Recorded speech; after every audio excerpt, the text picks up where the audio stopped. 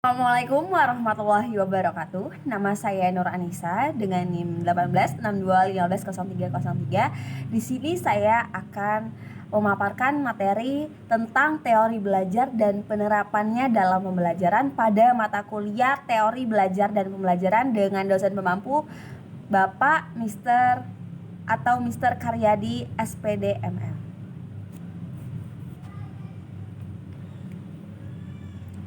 Sebelumnya kita ketahui terlebih dahulu apa sih yang dimaksud dengan teori belajar. Belajar adalah suatu proses usaha yang sadar dilakukan oleh suatu individu, biasanya mewujudkan perubahan yang dari awal yang nggak tahu jadi tahu, sampai punya sikap yang benar. Nah, teori itu adalah asas tentang kejadian-kejadian yang memuat ide, konsep, prosedur, dan prinsip yang dipelajari, dianalisis, dan diuji kebenarannya. Jadi teori belajar adalah suatu langkah-langkah yang dapat membantu guru atau peserta didik untuk mendidik dan menyampaikan ilmu pengetahuan kepada murid atau peserta didik. Nah, kita ketahui bahwa tujuan dari teori belajar adalah menjelaskan bagaimana sih proses belajar yang terjadi antara seorang individu, misalkan dari guru yang mengajar kepada anak murid yang diajar atau mereka yang belajar, seperti itu. Nah, bagaimana penerapan teori belajar dalam pembelajarannya? Dalam menerapkan teori belajar, terkadang guru itu memang harus punya lebih dari suatu teori belajar dalam proses pembelajaran. Guru harus mengetahui bagaimana murid yang mencerna suatu pelajaran tersebut dan teknik-tekniknya, bahwa setiap murid penerimaannya beda.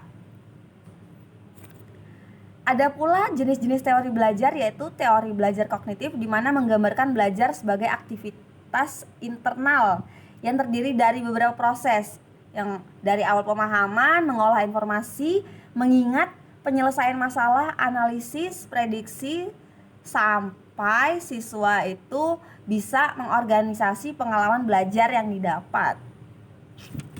Teori belajar behavioral itu lebih ke terbentuknya tingkah laku yang diharapkan. Agar tingkah laku yang didapat dari belajar menjadi rutinitas, maka harus dilakukan pengulangan secara terus-menerus. Anak murid yang belajar setiap hari harus diulang terus-menerus pada saat pulang sekolah, bisa diulang lagi di rumah. Selanjutnya itu teori belajar humanistik. Teori belajar ini lebih dikatakan sukses karena biasanya siswa tersebut bisa memahami dirinya dan lingkungannya, bagaimana dia berbaur. Teori belajar humanistik ini adalah metode pembelajaran yang fokus pada siswa-siswa yang ingin mengembangkan potensinya.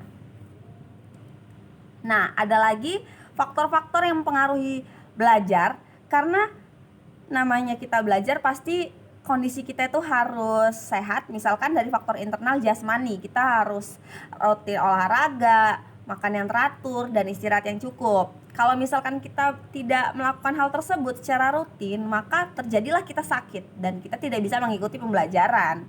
Makanya ini sangat berpengaruh pada belajar. Selanjutnya adalah psikologis. Faktor pikiran kita, misalkan apa saja yang kita pikirkan, misalkan kita lagi belajar di sekolah tapi kita memikirkan hal-hal yang berbau di rumah gitu, jadinya berpengaruh terhadap kemampuan kita pada saat menerima proses pembelajaran dengan guru kita. Bisa jadi malah jadinya tidak masuk apa yang disampaikan oleh guru kita. Selanjutnya itu kelelahan. Akibat kelelahan karena kurangnya istirahat, bisa jadi siswa tidak mampu mencerna dengan baik apa yang disampaikan oleh gurunya. Selanjutnya itu faktor eksternal, yaitu keluarga, sekolah, masyarakat. Ini lebih ke faktor pendukung. Misalkan guru sebagai pengajar, keluarga ikut mengajari juga di rumah dan ikut bertanya bagaimana sih belajarnya tadi di sekolah, seperti itu. Nah, begitu juga masyarakat, bisa ditanya tentang apa sih cita-cita dia selanjutnya, seperti itu. Nah, kesimpulannya adalah dalam merancang sebuah pembelajaran harus sesuai karakteristik siswa yang berbeda melalui analisis. Dapat ditentukan strategi serta metode dan media pembelajaran yang dibutuhkan tiap siswa demi tujuan belajar yang diharapkan. Persiapan yang sudah matang, proses belajar akan berlangsung sendirinya. Sekian materi presentasi dari saya. Jika ada kekurangan, saya mohon maaf. Wassalamualaikum warahmatullahi wabarakatuh.